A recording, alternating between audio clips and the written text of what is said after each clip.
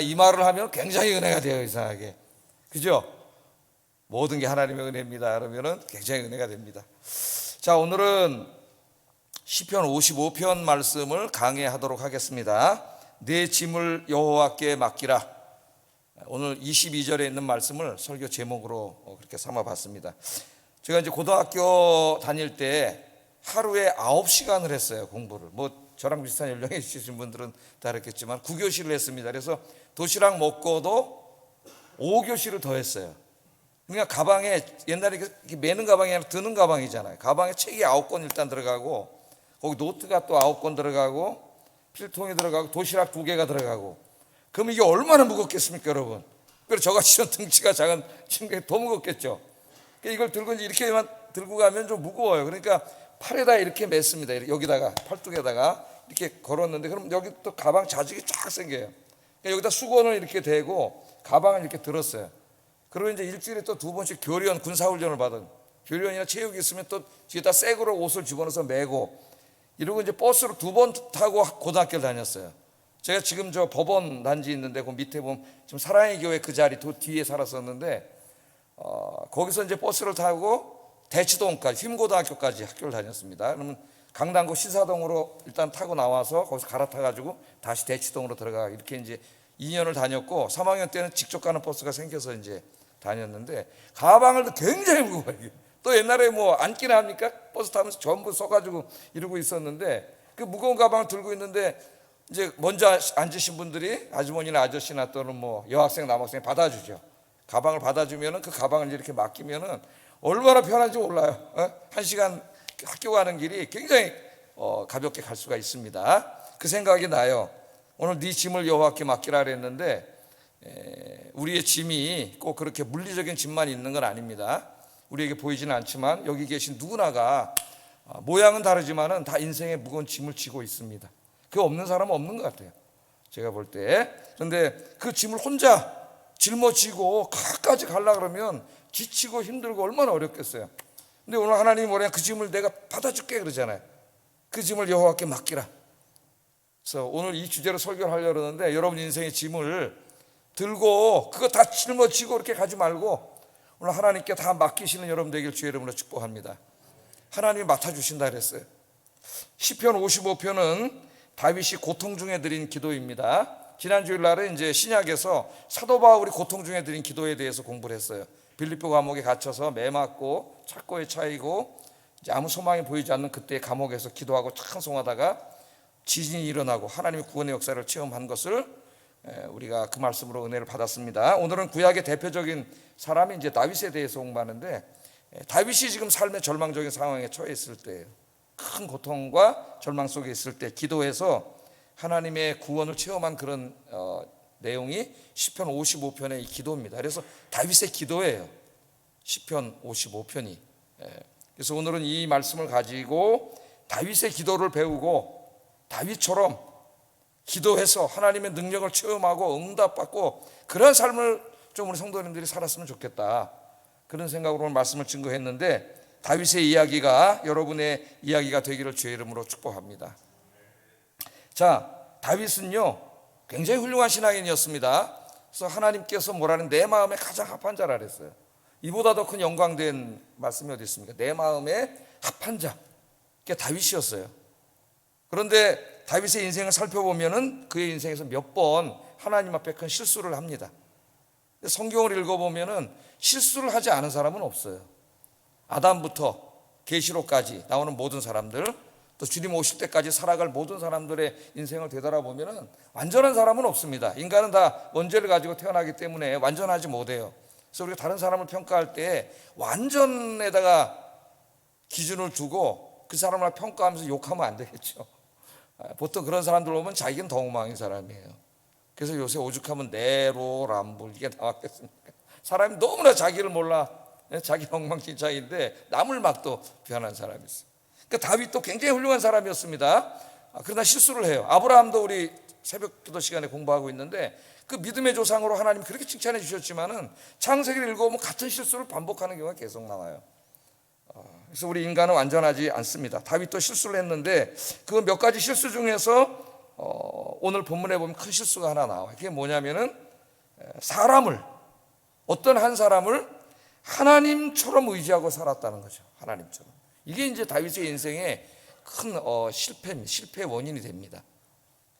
자, 그 사람이 누구냐면 이제 아히도벨이라고 하는 사람이었어요. 아히도벨이라고 하는 신하가 있었습니다. 이 아히도벨은 다윗이 가장 신뢰하는 부하 신하이면서 동시에 또 가장 절실한 친구였어요. 자기 속마음을 다 이야기할 수 있는 절실한 친구였습니다. 그래서 다윗은 이 아히도벨의 말을 하나님의 말씀과 동등하게 여겼다 그랬어요. 이게 이제 이 사람의 인생의 실수가 되는 거예요. 사무엘하, 이 본문의 이제 역사적 배경이 되는 사무엘하 16장 23절에 보면은 이 내용이 나와요. 읽어보겠습니다. 시작.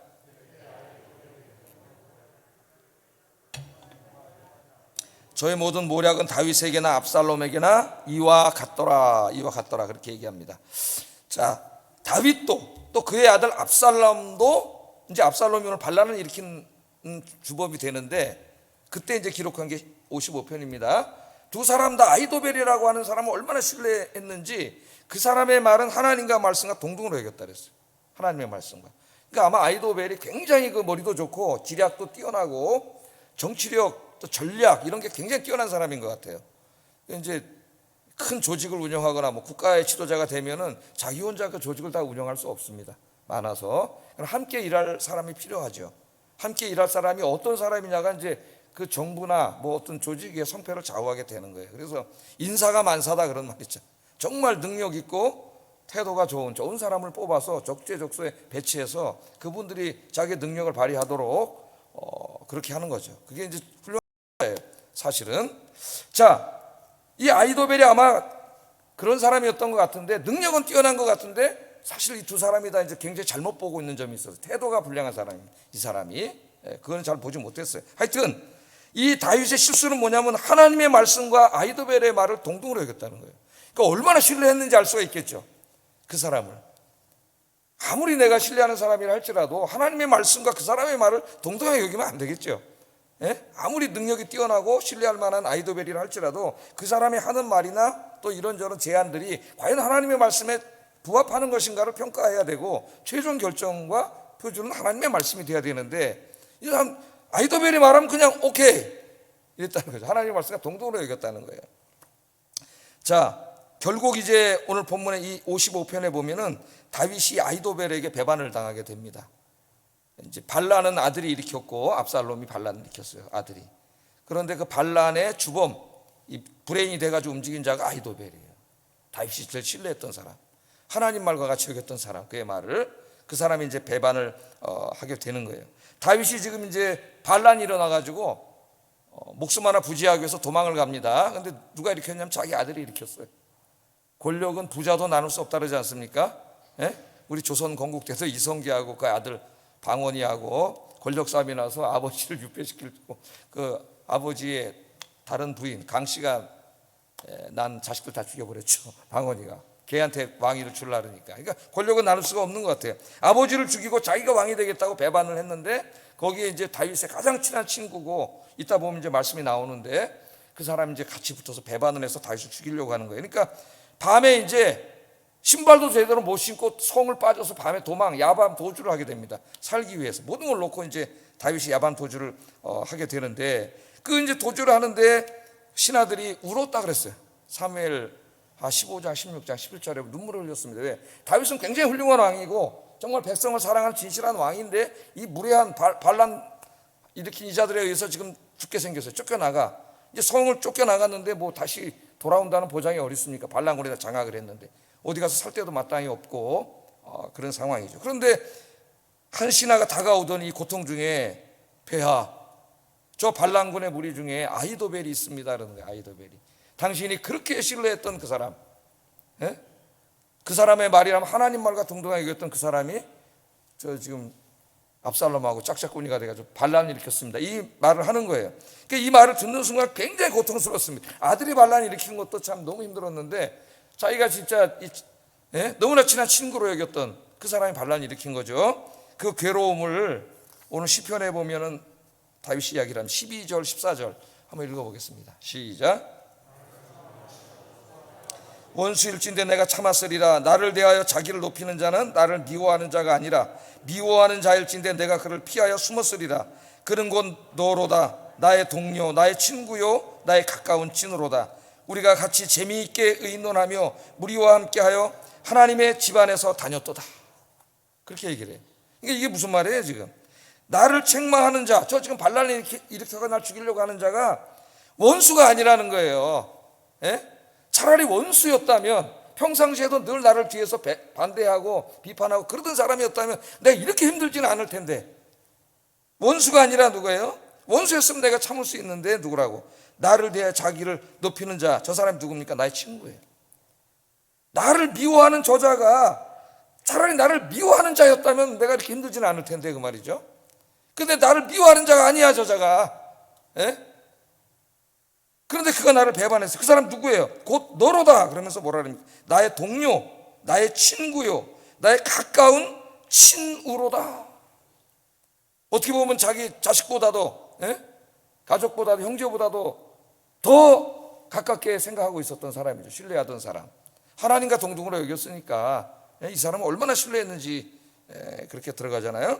여러분도 친구 있으시죠? 친구? 여러분은 친구 그러면 어느 정도 친한 사람을 친구라고 하는지 사람마다 좀 다를 수 있겠는데, 다윗의 친구는 그런 친구입니다. 내 가장 가까운 친구였다고 얘기하고 있고, 우리가 같이 재미있게 의논하고 무리와 함께하여 하나님의 집안에 다녔어요. 그러니까 국정을 논의하고 어떤 국가 어떤 전략을 세우고 뭐 일을 할 때에 항상 어떻게 했어요? 이 사람하고 재미있게 서로 친구처럼 이야기하고 토론하고, 그렇게 하면서 국가 정책을 세우고 결정을 내리고, 아이도벨이 이렇게 하자 그러면 뒤도 안다라고 했다는 거죠. 다 그렇게. 그런 사람이라고 이야기합니다. 그러니까 더 힘든 거야. 차라리 원래부터 나를 뒤에서 욕하고 비판하고 뭐 그런 놈이었다면은, 아니 원래 저런 사람이야 그러고 그냥 말할 텐데, 그런 사람이 아닌 거야. 이게 제일 친한 친구로 여겼던 사람인 거죠. 20절 21절에 또 이렇게 얘기합니다. 부분 이제 이 사람에 대해서 얘기를 하는데, 그때 심경을 한번 읽어보겠습니다. 시작. 그의 입은 우유 기름보다 미끄러우나 그의 마음은 전쟁이요, 그의 말은 기름보다 유하나 실상은 뽑힌 칼이로다. 그렇게 말을 해요. 말은 어때요? 말은 입에 우유 기름보다 미끄럽다 그랬으니까 시충 표현인데, 얼마나 내 앞에서는 와서 좋은 말, 부드러운 말, 우유 기름보다 미끄러운 말을 했다 그랬습니다. 그런 말을 하는, 그렇게 말을 했다는 거. 아이도벨이 또 뭐 같았어요? 기름보다 더 유해. 기름이 얼마나 부들부들하고 미끄러워요. 그것보다도 더 유해.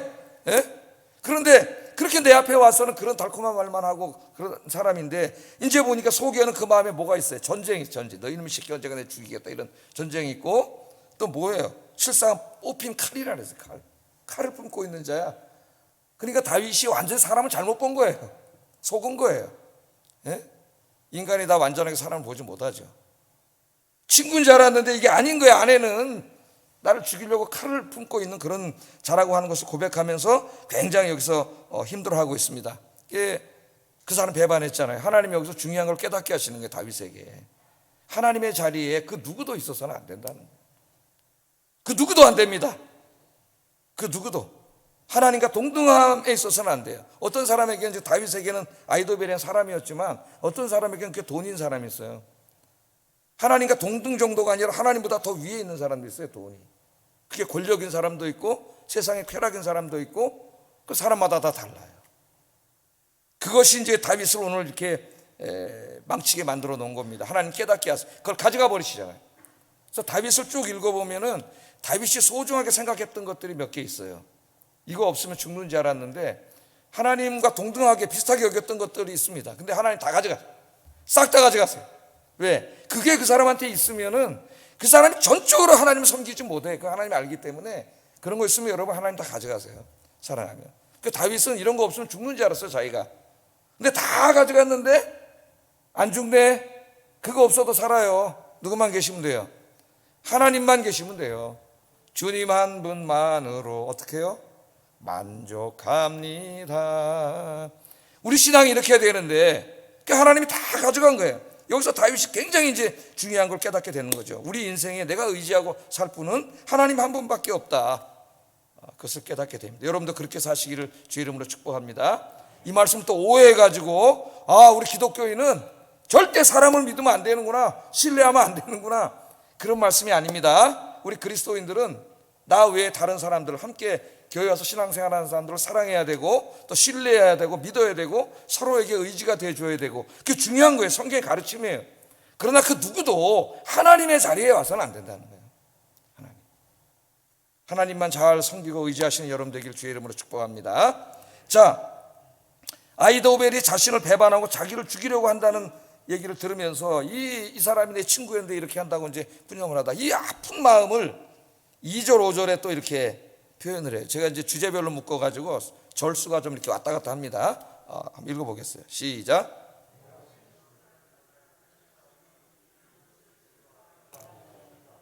그들이 그 죄악을 내게 더하며 노하여 나를 핍박하나이다. 내 마음이 내 속에서 심히 아파하며 사망의 위험이 내게 이르렀도다. 두려움과 떨림이 내게 이르고 공포가 나를 덮었도다. 아멘. 여기 보면은 내 마음이 내 속에서 심히 아파하며, 그 말을 하죠.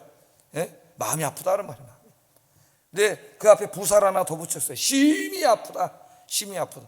차라리 원래부터 그런 사람인 줄 알았으면 그냥 별로 신경 안 쓰는데, 저게 내 앞에 와서는 정말 친한 친구처럼 마치 우유 기름처럼, 그 부드러운 기름처럼 그렇게 말을 하고 내 앞에서 행동하더니 실제는 안에다 칼을 붓고 나를 죽이려고 하는 그런 자죠. 배반을 당한 거예요. 그러니까 마음이 너무 아픈 거죠. 나중에 우리 예수님도 사랑하는 12제자 중에 한 사람이 가룟 유다에게 배반을 당하고 괴로워하셨죠. 더 위로 올라가면 하나님께서 우리 인간에게 배반을 당하셨어요. 우리가 하나님을 배신했잖아요. 하나님이 하나님의 형상으로 하나님같이 고귀한 존재로 우리를 이렇게 만들어 주셨음에도 불구하고 우리가 사탄의 게임에 빠져서 죄 짓고 하나님을 대항했지 않습니까? 우리 하나님 배신한 거예요. 그 배신의 아픔을 하나님이 철저히 먼저 느끼셨어요. 하나님께서. 그럼에도 불구하고 저와 여러분을 용서해 주셨습니다. 우리를 다시 친구 삼아 주셨잖아요. 네? 하나님께서. 오늘 이 다윗이 배신을 당하고 어쩌면 하나님의 마음을 느꼈는지도 모르겠습니다. 마음이 심히 아프고, 이제 자기 내적인 걸 말하는 고통을, 그러니까 이거 내 마음이 속에서 심히 아프다는 표현은 배신감으로 인한 아픔과 분노가 가져다주는 인간의 내면의 고통입니다. 그러니까 배신을 당하게 되면 어떻게 돼요, 여러분? 마음도 아프고 고통스럽지만 화가 나죠. 분노가 확 사람이 치솟습니다. 그 마음을 여기 표현을 한 거예요. 그리고 뿐만 아니라 실제로 이제 반란을 일으켰기 때문에 사망의 위험이 내게 이르렀다 그래요. 이제 죽게 생겼어요. 자기 아들에게, 친구에게 이제 잡히면 죽습니다. 그런 상황을 여기에 고통을 얘기한 것이고요. 또 한 가지 고통은 성을 빠져나와서 밤에 자기 혼자 도망가는 거잖아요. 지금 몇몇 신하들하고. 근데 성 안을 바라보니까 저 성 안에 하나님의 말씀과 공의가 지배해야 되는 성 안에 이 무례한들이, 이 반역 도당들이 다 정권을 잡아가지고 활보하고 다니는 모습이 생각이 되는 거죠. 그러니까 괴로운 거예요. 백성들이 고통을 당하잖아요. 자기 잘못 때문에 백성들이 고통을 당하는 거예요. 지도자로서의 고통입니다. 지도자로는 마땅히 이런 고통이 있어야 돼요. 한 나라의 지도자가 되고자 하는 사람은, 어떤 한 조직의 지도자가 되고자 하는 사람은 그 국민의 아픔을 공감할 수 있는 사람이 돼야 돼요. 국민의 아픔. 그래서 여러분, 그게 뭐 여든 야든 진보든 보수든 정말 우리가 기도해야 될 것은 국민의 아픔, 국민의 아픔을 공감하고 국민의 아픔을 만져줄 수 있는 그런 정말 정의로운 정부가 서도록 우리가 늘 기도해야 되겠습니다. 여기 이제 그런 아픔을 이야기하고 있어요. 자, 어떻게 할 거냐, 이게 자기는 밤에 도망가면서 이제 모든 게 엉망이 됐는데, 근데 이때 다윗의 처음에 든 마음은 굉장히 나약한 마음이 들었던 것 같아요. 나약한 마음. 그도 인간인데, 예? 너무 힘들잖아요. 밤에 아들이 반란 일으키고 제일 친한 친구가 거의 가담을 하고, 그래서 자기를 죽이려고 하니까 밤에 신발도 제대로 못 신고 지금 도망가고 있으면서 마음에 얼마나 낙담이 됐겠습니까? 이제 살 길도 없고 어디 가서 살겠어요? 예? 다른 나라로 가야 되는데 왕이었던 자가 어디를 가겠습니까? 국경을 넘으면 이제 그 왕이 아니죠. 그 사람은. 예. 그런 상황이 있어요. 자, 그때 이 다윗도 약해졌어요. 그래가지고 이런 약한 모습을 솔직히 고백을 합니다. 6절 8절 한번 읽어보겠습니다. 시작.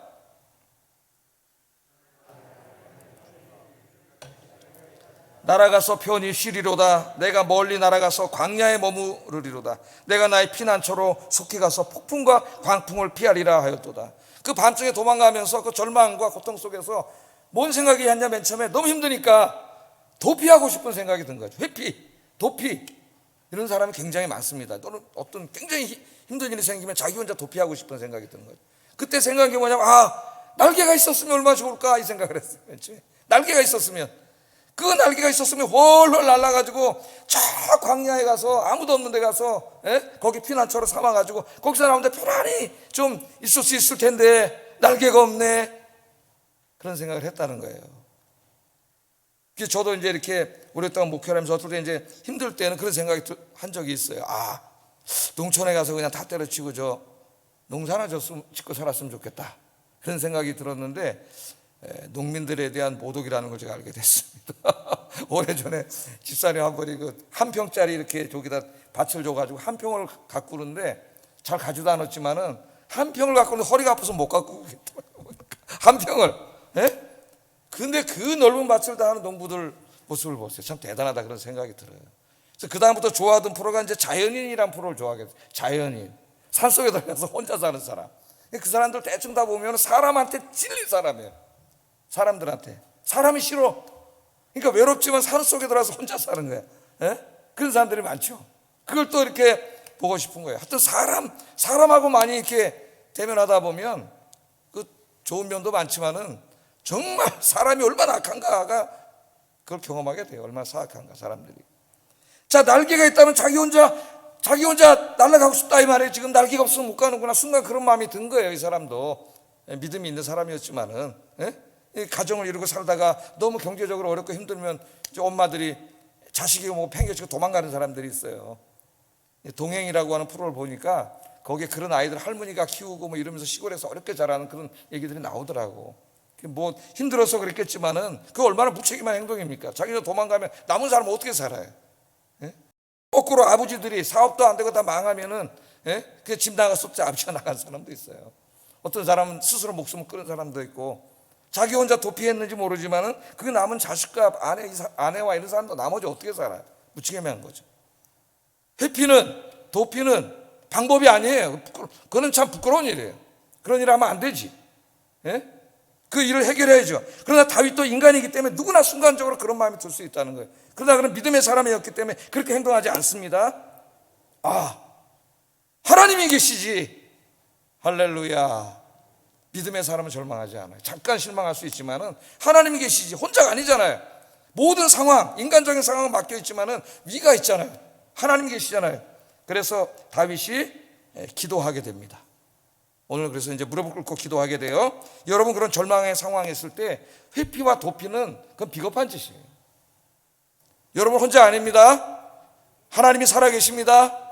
믿음의 사람이었던 다윗은 그걸 깨달았어요. 내가 이거 부끄러운 생각을 했구나.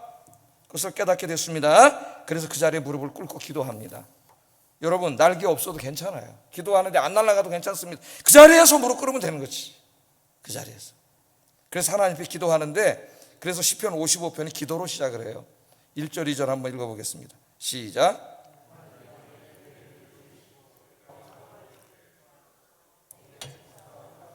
내가 근심으로 편하지 못하며 탄식하오니.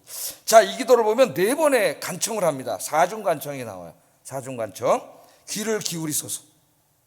그러니까 하나님이 내 기도, 내가 지금 기도하잖아요. 귀를 이렇게 기울여 달라는 거예요. 내 기도 소리를 듣도록. 그 다음에 숨지 마소서. 너무 힘든 상황이 있기 때문에 하나님 마치 숨어 있는 것 같은 느낌이 드는 거예요. 숨지 마소서. 내게 굽히소서. 하나님이 허리를 굽혀갖고 땅을 보고 자기를 도와달라는 그런 얘기죠. 다 시적인 표현입니다만은. 그 다음에 응답하소서. 이렇게 4중으로 간청을 해요. 4번을.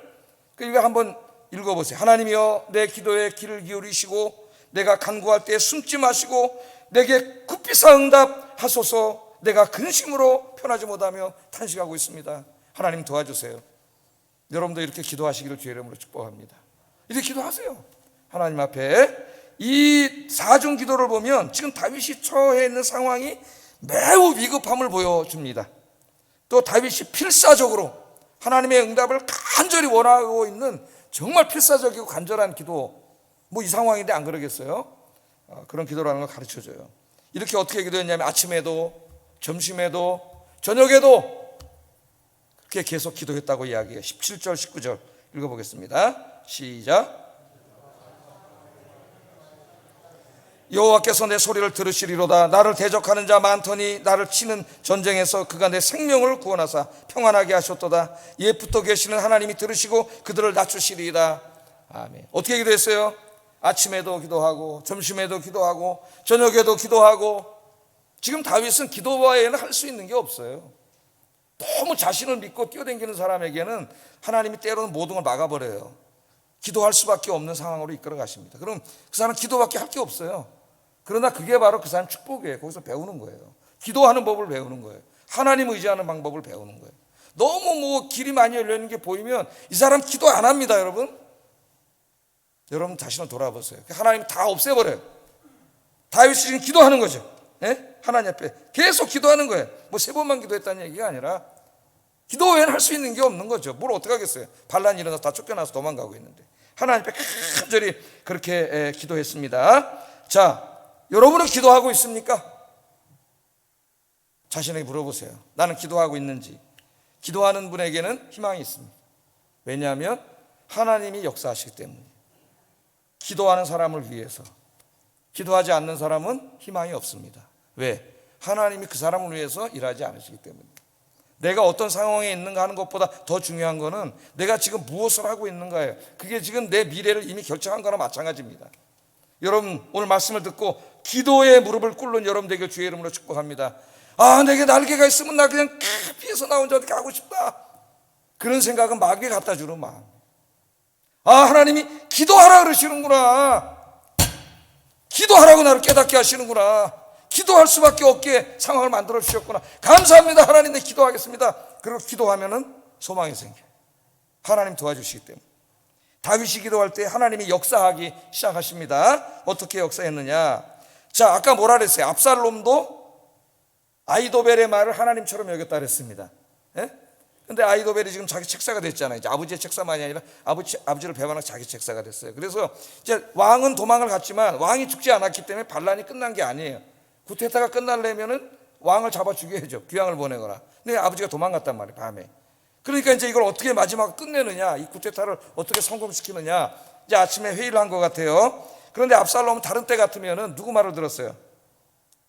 예? 아히도벨 말을 들었어요. 아히도벨의 말은 그냥 그렇게 했습니다. 그런데 이날은 그렇지 않았어. 아히도벨이 아침에 뭐라 그러냐, 왕한테, 자기 압살롬에게 나한테 군사 12,000을 주세요. 이제 이게 사무엘하 16장 17장을 읽으면 나와요. 역사적 배경이. 군사 12,000명 주시면 지금 빨리 쫓아가야 됩니다. 도망가고 있을 때 멀리 못 갔을 겁니다. 예? 빨리 쫓아가서 단번에 다 멸해서 다윗을 내가 죽이겠습니다. 그럼 당신이 왕이 되는 겁니다, 진짜. 이렇게 이제 자기 계략을 얘기한 거예요. 아히도벨의 말대로 했으면 다윗은 죽었습니다. 끝이에요. 그의 말이 맞았어요. 그건 아주 유능한 자예요. 그런데 이날따라 압살롬이 이상하게도 아히도벨의 말만 들은 게 아니라 그 옆에는 후세에게 또 물어봐요. 후세는 여러분이 잘 알다시피 다윗의 신복으로 다윗을 사랑하는 자입니다. 그냥 거기 남은 거예요. 다윗을 도와주려고. 근데 거짓말한 거예요. 다윗을 내가 배반했다고. 너는 어떻게 생각하냐, 후세는. 그랬더니 후세가 딱 들어보더니 이대로 하면 다윗이 죽겠거든요. 근데 거짓말하는 거죠. 그렇게 하면 안 됩니다. 당신 아버지는 용사고 전쟁에 수많은 경험을 가진 분이기 때문에 지금 저 아히도벨이 말한 것처럼 강가에서 자지 않습니다. 틀림없이 어디 굴에 숨어 있을 것이고 군사들을 다 배치시켜 놨기 때문에 그렇게 하면은 우리 군사가 쳐들어가다 몇 명이 죽고 사기가 떨어지는, 그러면 안 된다는 거예요. 한 번에 해야 된다는 거예요. 그냥 왕이 군사를 몰고 한 번에 확 가세요. 그러면 이제 압살롬이 지게 돼 있어요. 예? 그렇게 이제 계략을 내 계략은 이겁니다. 다른 때 같으면 그 말 묻지도 않았어요. 그냥 아히도벨이 하자는 대로 했을 텐데 이날은 왠지 아히도벨의 말을 듣지 않고 후세의 말을 듣고 싶었고 후세의 말이 옳다고 생각을 하게 됐다는 거예요. 사무엘하 17장을 읽어보면 왕도 압살롬도 신하들도 다 그의 말, 후세의 말을 따라야 된다고 생각을 했다는 거예요. 그래서 결국 이 전쟁에서 다윗이 이기게 됩니다. 여러분, 어떤 일이 벌어졌을까요? 왜 그날 아침에 그런 일이 벌어졌을까요? 평소와는 다르게 다윗이 기도했기 때문이에요. 다윗이 기도하고 있잖아요, 지금. 그러니까 하나님이 그 아히도벨, 그 압살롬의 마음에 들어가서 후세의 말을 듣게 한 거예요. 할렐루야. 우리가 기도하면 하나님이 역사하시고 하나님은 사람의 마음도 바꾸시고 환경도 바꾸시고, 할렐루야, 우리가 상상하지 못하고 생각하지 못했던 일들을 하나님께서 이루어 주세요. 다윗은 기도하다가 17, 19절에 보면 마음이 평안해졌다 그랬습니다. 여러분, 기도 응답의 전조는 평안이에요. 평안. 저는 이런 것을 많이 체험한다 그랬죠. 어떤 문제를 놓고 좀 인간적인 근심과 걱정이 있을 때 기도를 하면은 평안을 주세요, 하나님이. 그때 느낍니다. 아, 하나님 기뻐하시는구나, 이거를. 예? 마음이 평안을 주세요. 오늘 다윗도 평안하게 하셨다 그러잖아요, 자기를. 빌립보서 4장 6절 7절에 바울도 이렇게 얘기합니다. 한번 읽어보겠습니다. 시작.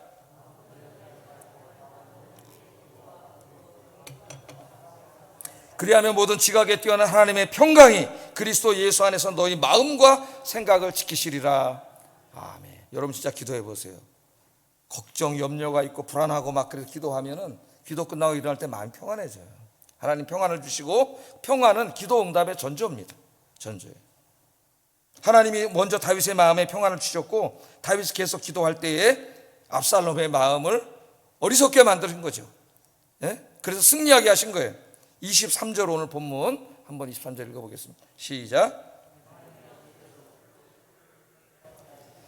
피를 흘리게 하며 속이는 자들은 그들의 날에 반도 살지 못할 것이나 나는 주를 의지하리이다.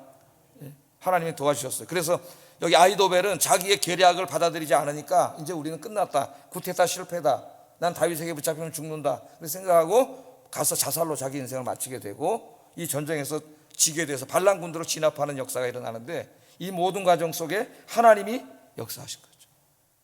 왜 역사하셨어요? 다윗이 맨 처음에는 나 날개가 있었으면 나 혼자 도망갈 텐데, 어디 나 혼자 날개 달고 그냥 조용한 데 가서 나 혼자 쉬고 싶다, 이런 생각이 들었지만은, 그가 믿음의 사람이었기 때문에 하나님 앞에 내가 이러면 안 되지, 무릎 꿇고 아침 점심 저녁으로 간구했을 때 하나님께서 이런 놀라운 역사를 이루어 주신 줄로 믿습니다. 지난번에 다윗은 지진이 일어나고 창고가 풀리고, 감옥문이 열리고 간수가 회개하고, 할렐루야, 기도와 찬송으로 그런 역사가 일어났잖아요. 오늘 다윗도 그것을 체험합니다. 나중에 이제 이 다윗이 이 모든 하나님의 권능을 체험한 다음에 이 시편을 읽을 사람들을 위해서 이것을 시편으로 쓰면서 권고를 해요. 권고. 우리에게 권고하신 말씀이 있어요. 그게 뭐냐면은 22절입니다. 제가 오늘 이제 설교 주제로 삼았던 말씀 읽어보겠습니다. 시작. 의인의 요동함을 영원히 허락하지 아니하시리로다. 다윗이 여기서 아주 굉장히 중요한 체험을 했잖아요. 기도의 응답의 체험을 하고, 우리에게 하는 말이 모든 고통당하는 사람, 인생의 짐을 지고 힘들어하는 사람들에게 적용을 합니다. 그러면서 뭐라 그래요? 네 짐을 여호와께 맡기라. 자기가 그렇게 했잖아. 네 짐을 여호와께 맡기라. 그러면 하나님 너를 붙들어 주신다. 그리고 의인의 요동함을 영원히 허락하지 아니하신다. 의인도 요동할 수 있습니다. 지금 다윗처럼 잠시 요동할 수 있어요. 목사의 삶도 요동하는 삶이 있을 수 있어요. 그러나 영원히 요동하게 하지는 않으세요. 하나님의 특별한 선하신 뜻을 이루려고 잠깐 흔드실 때는 있지만은, 의인은 영원히 요동하지 않아. 하나님을 허락하지 않아. 여기 의인이 누굽니까? 하나님을 의지하고 기도하는 사람이에요. 기도하는 사람. 그 삶이 흔들리지 않는다, 그렇게 이야기합니다. 먼 훗날 이제 신약 시대로 오면은 사도 베드로가 자기네 교인들에게 설교를 할 때 제가 오늘 본문으로 삼은 이 본문을 가지고 설교를 했어요. 저랑 똑같은 심정으로. 베드로전서 5장 7절 한번 읽어보겠습니다. 시작. 이는 그가 너희를 돌보심이라. 아멘. 그 베드로전서를 쓸 때 그 당시에 그 초대교회 교인들이 로마로부터 얼마나 큰 박해를 많이 받고 있었어요. 인생도 힘들고 신앙 때문에 박해도 받고 너무나 힘든 상황인데, 그때 바로 베드로가 그 고통 속에 있는 성도들을 위로하려고 뽑은 말씀이 오늘 이 말씀입니다. 너의 염려를 다 주께 맡기라, 다윗처럼. 그러면 그가 너희를 돌보심이라. 다윗은 요동함을 허락하지 아니하시리, 이렇게 말하는 걸 이제 설교로 바꾼 거예요. 하나님이 너희를 돌봐주신다. 영어 성경에 보면 care for, 엄마 아빠가 아기들을 케어하는 것처럼 하나님께서 여러분들을 돌봐주신다. 그러니까 염려하지 말고, 인생의 무거운 짐 지고 혼자 힘들어하지 말고 기도로 맡기라. 맡긴다는 말은 기도하라는 말이에요, 하나님 앞에. 그래서 오늘 다윗처럼 놀라운 응답을 체험하는 여러분 되기를 주의 이름으로 축복합니다. 기도하겠습니다. 두 가지 기도하겠습니다. 그 누구도 그 무엇도 하나님 자리에 두지 않게 하시고 하나님만 신뢰하고 의지하고 살게 하소서. 두 번째, 내 인생의 모든 짐을 기도로 하나님께 맡기는 삶을 살게 하소서. 기도하겠습니다.